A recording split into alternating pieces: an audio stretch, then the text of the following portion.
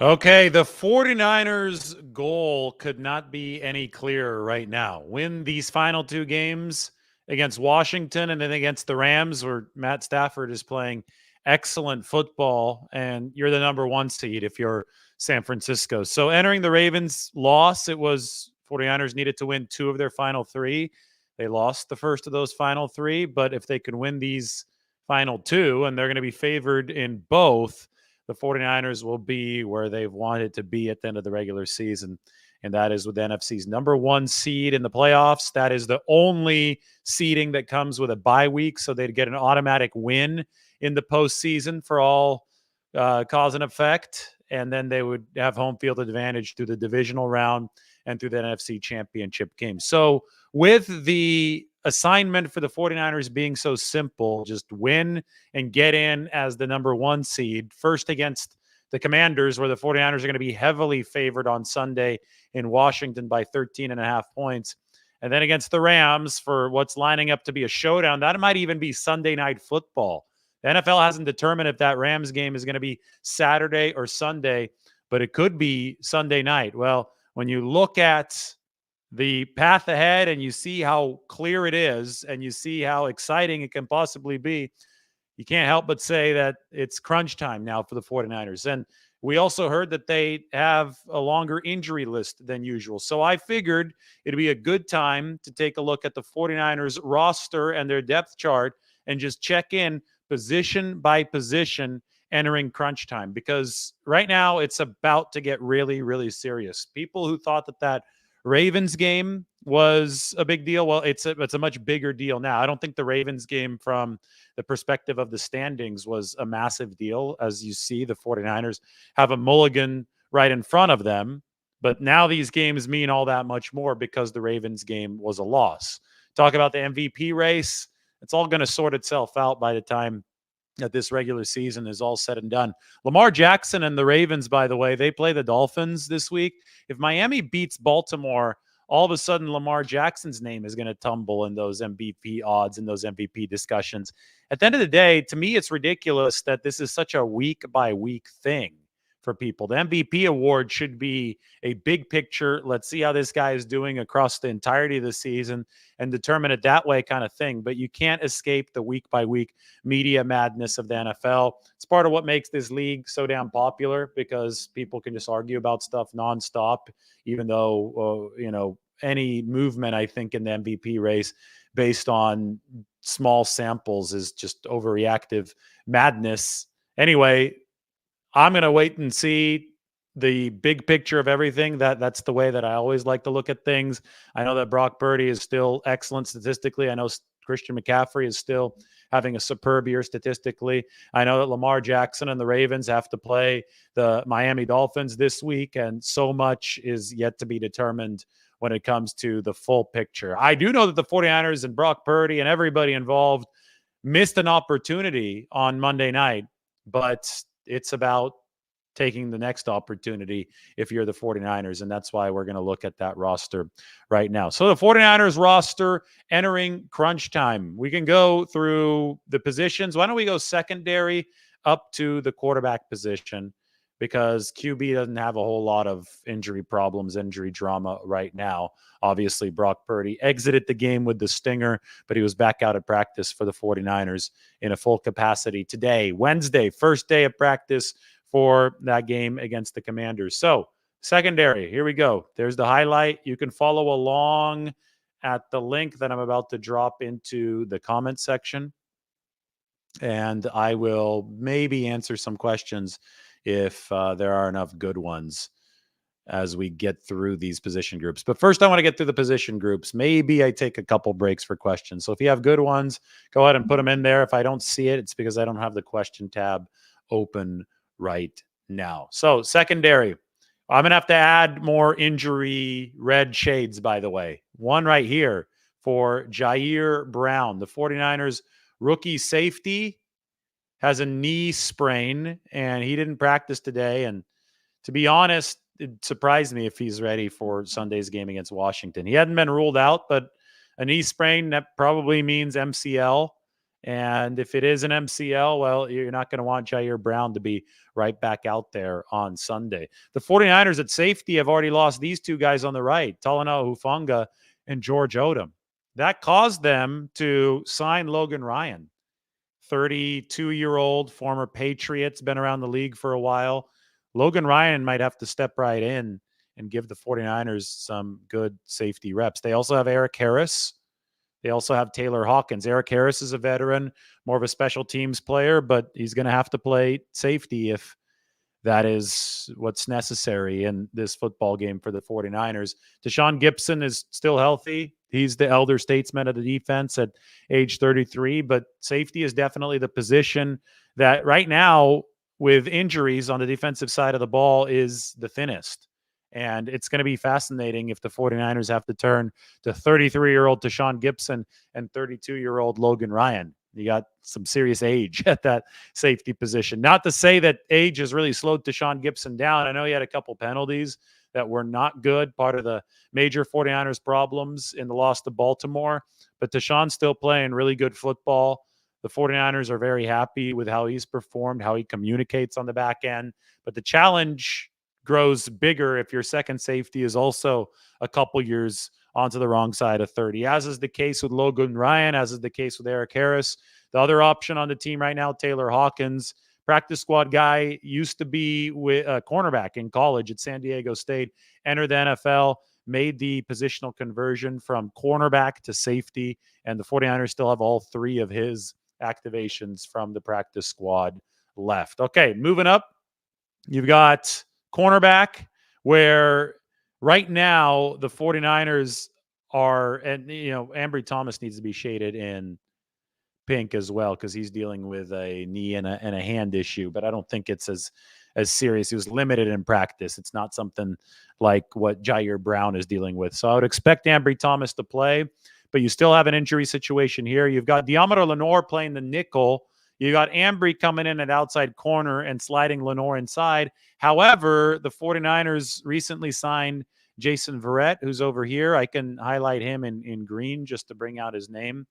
Verrett is starting to work into the lineup. They gave him a few snaps the other day off the practice squad promotion. It was a temporary promotion. They gave him a few snaps at the nickel spot. He gave up a touchdown to Nelson Aguilar, but it was a very, very tough coverage assignment for Jason Verrett on that play. So I thought he looked okay. I thought that it was too small of a sample to firmly judge anything, except for the fact that Jason Verrett overcame the major mental hurdle of returning to action following yet another major injury. And I think that they're staying tight-lipped on this. It seems that the 49ers are going to want to expand Jason Verrett's role on a weekly basis. You get a total of 3 practice squad call-ups, and that means that he's got 2 left, and there are 2 regular season games left. So what will happen is they can keep him on the practice squad for the remainder of the regular season. And then once the postseason comes, the 49ers are going to have to either release Jason Verrett from the practice squad and sign him to the active roster, or he'll have to ride the bench during practice. But I think if you see him on that practice squad over the course of and playing over the course of the next 3 weeks, you're going to get a good idea of what exactly Jason Verrett can bring to the table as his role expands. And if he can bring something good to the table, well, all of a sudden you've got a nickel option that is not Ambry Thomas. You've got Deommodore Lenoir able to stay outside. You have depth on top of Ambry Thomas. You can just never have enough good cornerbacks. And Verrett was active this last game instead of Samuel Womack. And I think that Womack is obviously a young player, an intriguing player with a good physical skill set to play both outside and inside. But if you can get Jason Verrett up to speed, he's a proven Pro Bowler. And that could be a big, big boost to the 49ers defense. While I'm at this, I think we should move Jason Verrett into the nickelback slot because that's where the 49ers are targeting to play him right now. He's a little bit older now than before, right? He's on the wrong side of 30. I think he's technically 31. So the 49ers could have a relatively old secondary if you look at the safety injuries, plus the fact that Jason Verrett is up there with Deshaun Gibson and Logan Ryan, just a little bit younger than those guys. But with the extra age, Jason Verrett may not have, and all the injuries, Jason Verrett may not have the same top line speed that you would like at one of these two outside cornerback spots anymore. But he definitely has got the muscle. He's got the upper body strength to play that nickel position, to play in the slot.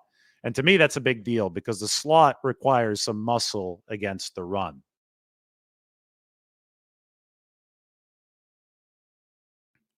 So that's Verrett. That's the very interesting case of the 49ers veteran.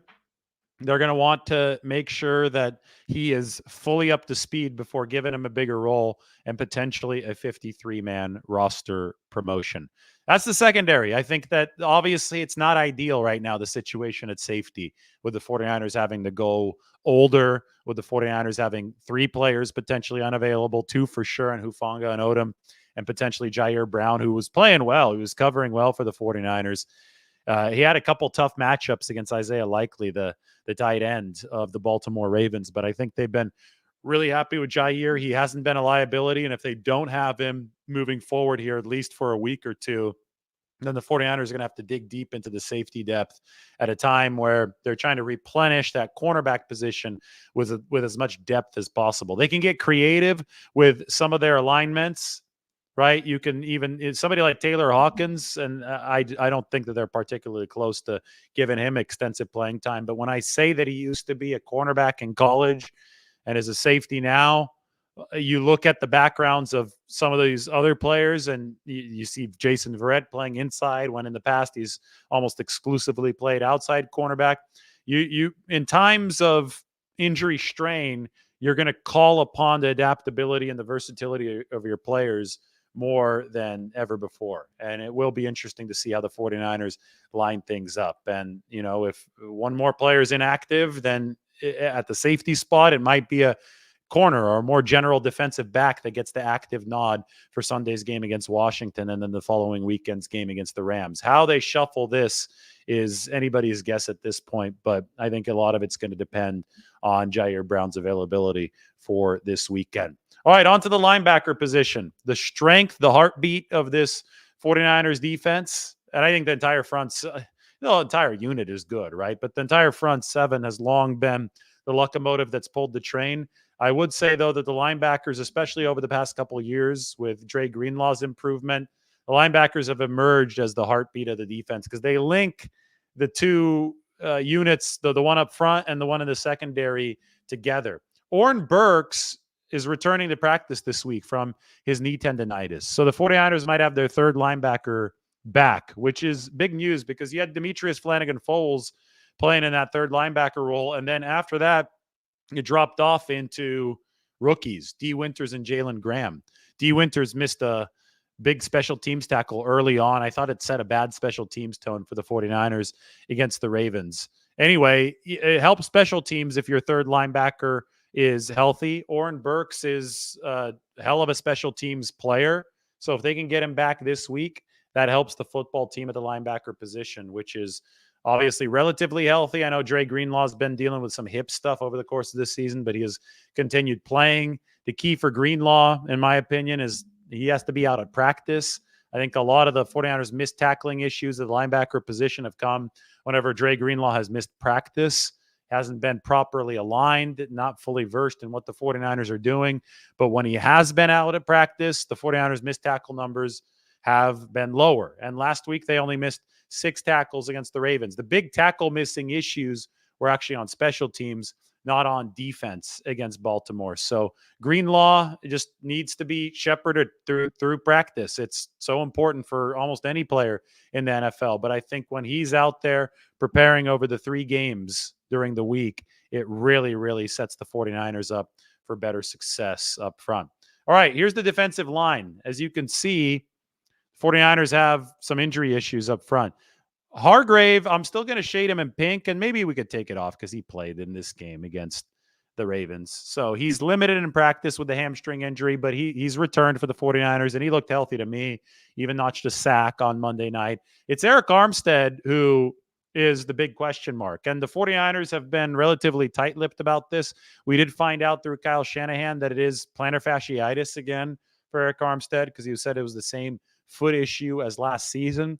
To me, if you read in between the tea leaves, they're planning to have Armstead shut down until the playoffs. And this underscores the importance of the first round bye. Because if somebody like Armstead only has a few bullets in him, right? If there's only 3 games that foot can go without really starting to bark again, without prolonged rest, then you're going to want those 3 games to coincide with the divisional round, with the NFC Championship game, and with the Super Bowl. And that's the luxury that a first round bye gives you. So it's one of the these situations where the 49ers right now are essentially playing in the playoffs for all intents and purposes, because winning the next 2 games can notch a playoff win in the wild card round. They won't even have to play and expose themselves to injury in the wild card round. Never mind the home field advantage. It's the bye that's so important, because Armstead is such a key for this defense. He's such a good run defender, right, on the inside for the 49ers. And because he's probably going to be out at least 2 more games, the 49ers picked up Sebastian Joseph Day, who I can highlight here in teal as a new acquisition. Joseph Day, I can't really firmly put him in a spot in this pecking order right now, but I think that he can probably quickly climb his way up it if he absorbs the playbook. We saw Chris Kasarik and Daryl Tapp working with Sebastian Joseph Day on the practice field today. Maybe I could even pull a video here in a second for you guys. It seemed like good, productive work for number 69. That's the number he's wearing. It's the same number that he wore in the past. I remember Joseph Day with the Rams, but it looked like good, productive work during the stretching period for the rest of the 49ers defense. Nick Bosa pointed out that delivering on the interior as far as learning the playbook and being caught up to speed is harder than it is for edge rushers. So there's that to keep in mind for Sebastian Joseph Day, but he really is a player that could fortify a position of need for the San Francisco 49ers, because as is very, very apparent, this football team right now is leaking oil on the inside. We could take Joseph Day out on the practice field for the 49ers today. This is while the rest of the team is stretching. He's got Chris Kasarik and Daryl Tapp. Kasarik is right there in the red shirt and the black shorts. Daryl Tapp, assistant defensive line coach, in the gray sweatsuit, working with the big explosive Sebastian Joseph Day, 6'4", 310 pounds. He is a run stuffer in the middle. The 49ers have needed this type of fire hydrant build, and they've wanted it with explosiveness, and I think they have it. What an acquisition at this point of the season. He was let go by the Chargers shortly after they fired their coach, Brandon Staley, and the GM, Tom Telesco. So maybe something went down there. Nobody knows. He wouldn't talk about it today, but the timing of that, you could put 2 and 2 together, right? Doesn't take a rocket scientist to figure out that Joseph Day was released after that coaching staff was let go in Los Angeles. And that could be to the 49ers gain, because again, you look at the setup that the 49ers have here, and Joseph Day fills right in to a 4-man rotation on the inside that needs a 4th man, with Eric Armstead indefinitely out. Cleveland Farrell, I think, is going to be okay. I'm not even sure if he ended up being on the injury report today, so we can unlist Cleveland Farrell from the pink shading. Everybody else seems that they're ready to go. Robert Beal standing by, the rookie out of Georgia on that 53-man roster. Chase Young getting ready for the return to Washington. Randy Gregory giving the 49ers some good pass rushing snaps. Hargrave, Givens, Kinlaw, Farrell, and obviously Nick Bosa, who's playing just as well as ever this season. Moving on to the offensive line. We're going to have to do some more shading here. It's at the top. Trent Williams dealing with the groin. Limited in practice today, although I think he probably got the vet day off. I'll double check that in a second. But he would have been limited had he not had his typical Wednesday vet day off. More serious injury is Aaron Banks, who didn't practice, and he's dealing with a recurrence of the turf toe, which is a hyperextended ligament in the toe. Can be really painful, especially for a lineman as big as Aaron Banks. So that's an issue for the 49ers. Then you have Jalen Moore in the concussion protocol for San Francisco. He's one of their swing tackles. So what the 49ers did is they re-signed Matt Pryor, who they had just cut a couple days ago, right before the game, to make room for Willie Snead, who we'll talk about in a little bit. So Matt Pryor is back. He's marked as a new acquisition because the 49ers didn't have a backup tackle outside of Jalen Moore in the game against the Ravens. The 49ers moved Colton McKivitz over to left tackle, and they moved Spencer Burford to right guard with John Felici to right tackle. Burford playing right tackle without getting any NFL reps in practice there. And then they moved John Feliciano to Burford's old right guard position. Obviously, it was a patchwork offensive line for the 49ers by game's end against the Baltimore Ravens. And obviously, they would like that offensive line to be in a steadier spot moving forward. First path to that is to make sure Spencer Burford is playing guard and not tackle, especially not right tackle. He told me that he only played one game at right tackle in his entire college career. So it's one of those, he was just backing somebody up, right? So it's one of those situations for the 49ers where they were just in a scramble drill late in the game against the Ravens. Plus, they were in a drop back passing situation where they had 3 of their 5 offensive linemen either reserves or playing in foreign positions. It wasn't good. So they've got to get this offensive line stabilized. I can highlight the other new addition. It is Sebastian Gutierrez. That is a former Raider who was a 2022 undrafted free agent. He's a tackle on the practice squad, not to be confused with Alfredo Gutierrez, who's a tackle on the practice squad, the 49ers international exception player. The other depth here, Il Manning, Corey Luciano, and Jesse Davis, those guys are interior offensive linemen. And the interior offensive linemen, might be in a little bit of the mix to help out with the Aaron Banks injury in case injuries happen elsewhere. But the goal for the 49ers is to only have to worry about that left guard spot if Banks misses time with turf toe, and not have to worry about right guard because Spencer Burford has to kick out to tackle. The 49ers have tried to insulate themselves against the recurrence of that disaster at the end of the Ravens game by re-signing Matt Pryor. They're going to hope that Jalen Moore clears concussion protocol, and the Pryor signing really does add an extra layer of defense for that offensive line. Moving on to tight end, Ross Dwelley, high ankle sprain. He's been out for a few weeks. He's got a chance this week. So the 49ers have been riding with Kittle, Werner, and then the rookie Braden Willis. Not a bad trio there. The tight end position, I think, has been playing fine, but you always can take another body there, especially somebody like Ross Dwelley, who seems to just do everything right for the 49ers. Does everything by the book, good system player. Ross Dwelley might return from his high ankle sprain this week. Receiver, this is concerning. Juwan Jennings. He's still in the concussion protocol. Doesn't seem like he's really progressed through much of the concussion protocol. He missed all the practices last week. He missed today's practice in the concussion protocol. What do the 49ers do without Jennings? Well, they just added Willie Snead, or re-added him to the team. Snead took most of Jennings' snaps on Monday night, but didn't seem to have the greatest rapport with Brock Purdy.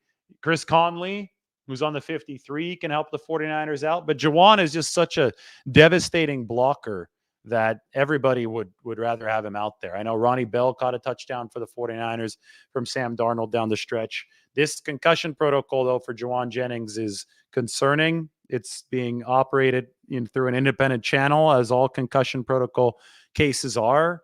And the longer that Jennings is out, the more your run game is going to suffer. The more your pass game is going to suffer, just because he's such a big third down weapon for this football team. Running back position, Mitchell coming off the injury. We can actually take him off of the injury report. The 49ers no longer have Jeremy McNichols. They had to waive him from the 53-man roster today to make room for their new addition, Sebastian Joseph Day. You also have Jordan Mason in the room and Ty Davis Price on the practice squad. Quarterback, straightforward as it gets. Purdy, Darnold, and Brandon Allen. So that's a look at what the 49ers are dealing with, the state of the roster entering crunch time. Wanted to give you guys a nice clean look at everything that the 49ers are juggling right now as they enter what is crunch time of this 2023 season. Everybody, thanks for joining. We'll talk to you very soon.